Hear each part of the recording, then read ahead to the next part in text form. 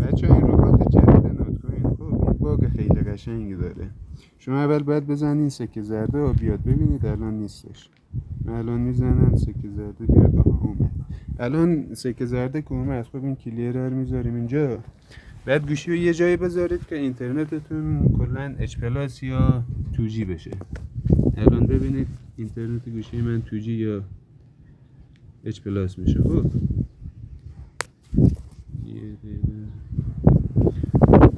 الان تقریبا در حال اچ پلاس شدنه.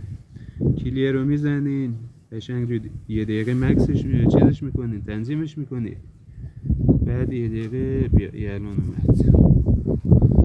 الان منتظر میمونیم سکر بره. ببینید این باگش خیلی قشنگه. الان باید منتظر بمونید اینترنت 4G بشه. ببینید چقدر سریع موجودی اضافه میشه. به همین راحتی. باید گوشی یه جا بذارید که اینترنتش ضعیفتر باشه. بعدش هم به قول گفتنی الان رو دوباره میزنیم سکه بیاد. سکه بیاد.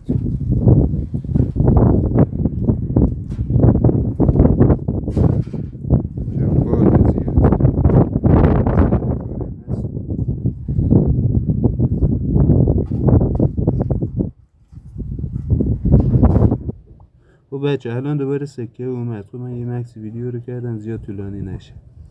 دوباره الان اینترنت رو میبینید اچ پلاس. خب میزنین منتظر میمونین تا و علامت تیک واریزی بیفته. من الان گذاشتمش روی 1 دقیقه. الان $2.50 شد. ببین چه سری میچرخه. یه هم کلیره که این سکه روی میزنه. منتظر میمونیم تا 999. خب به خاطر اینکه ویدیو طولانی نشه کوتاهش میکنم. 999 $10 میشه که میاد اینجا رو 3102 تا. این کار تقریبا 2-3 روزمه ها. زیادم وقت نذاشتم پاش. این 4G هم الان چون آنتنده خیلی ضعیفه هیچیه. خب الان دیگه 10 ثانیه دیگه هم جایی رو نمیگیره. منتظر میمونیم.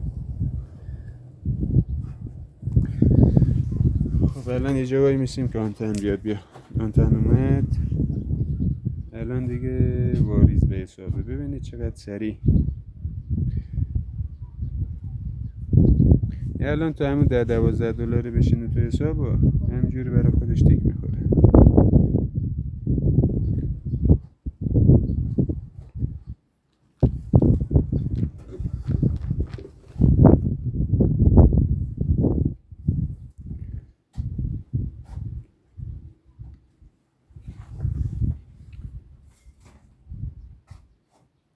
منتظر میمونیم تا این $10 بشینه تو حساب. $1.47 $102 بود. اینجوری که مکس میکنه دوباره میادیم به خاطر اینترنت.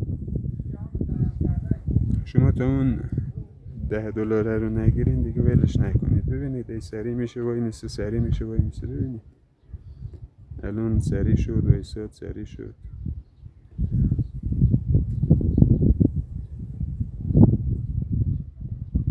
دیگه بستگی به نقطه کور اینترنت داره که تو فضا خونه یا مثلا محل کارتونه.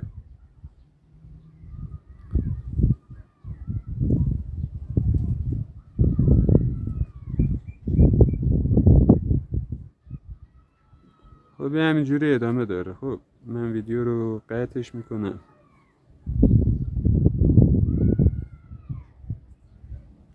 موفق و معین باشید.